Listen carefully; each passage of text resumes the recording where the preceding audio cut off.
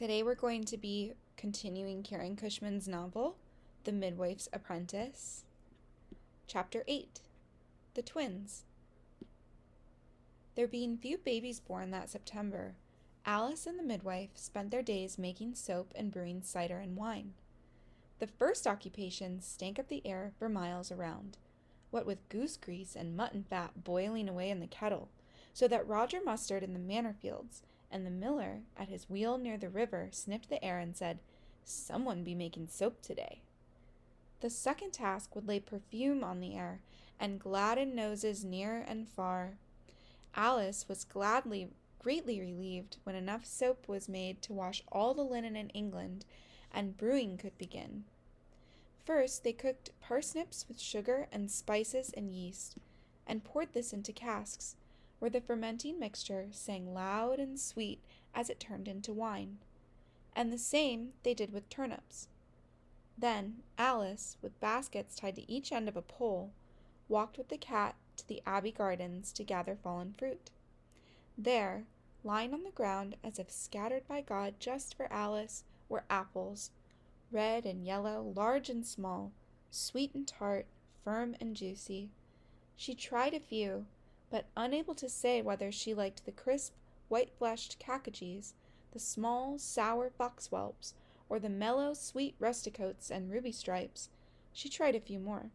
The cat, not finding that apples were good to eat, batted the small ones across the yard, imagining they had ears and tails and other parts that made things worth chasing. Returning to the village late in the day, with her baskets and belly full of apples, Alice cut through the manor field, near where the villagers had dug a pit for the quarrying of gravel. From inside the pit came the cries of some fearsome thing, a beast or a witch or a demon, so she crossed herself and hurried her steps. The demon was calling, "Come here to me, here to me." Alice ran faster, then stopped.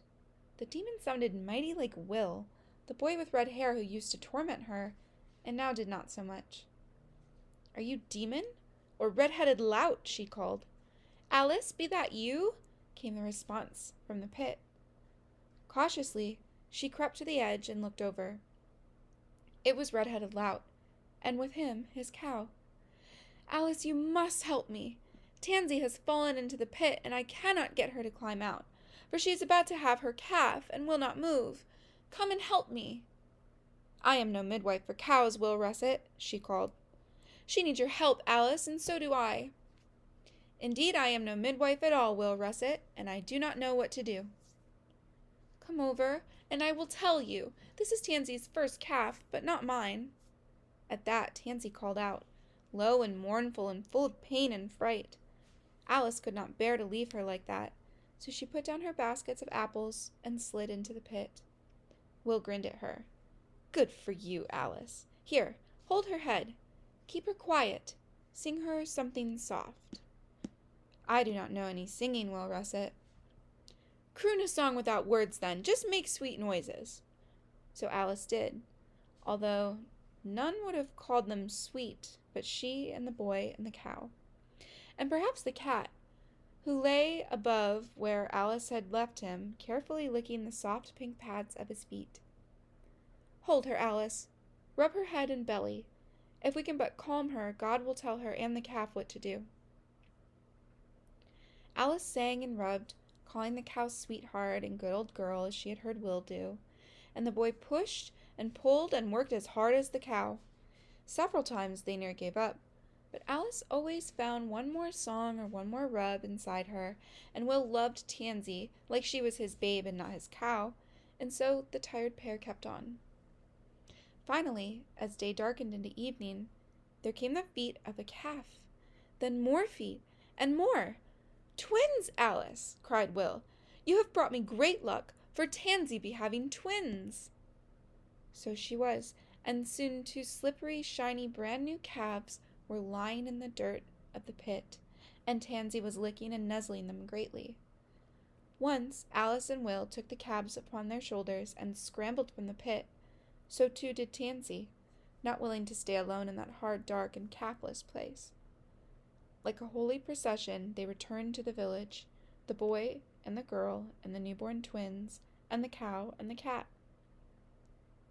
Will, so happy with twice the bounty he expected from Tansy, made sure to tell everyone of his luck and of the great help Alice had been to him, and Alice felt her skin prickling with delight, although she got in a muck of trouble for being so long about apple gathering, and then losing the baskets as well as the fruit, for in the excitement of the twin calves, they were forgotten and left behind and never seen again.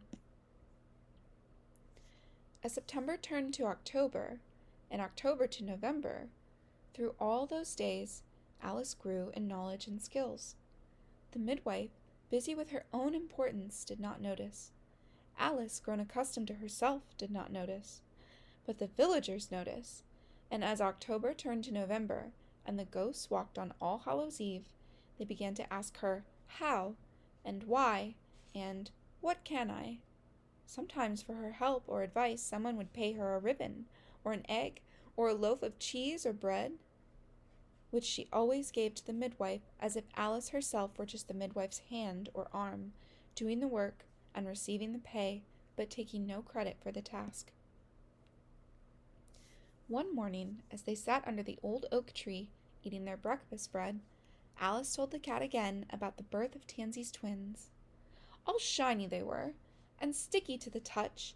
I did not even know them, but I loved them so much. This sounded to her like a song, so that she made singing words, as she had the day in the gravel pit, and then sang her words to the tune. All shiny they were, and sticky to touch. I did not even know them, but I loved them so much. And so it was that Alice learned about singing and making songs. Her song brightened the cold gray day, so that a cowbird thought it was spring and began to sing in the old oak tree.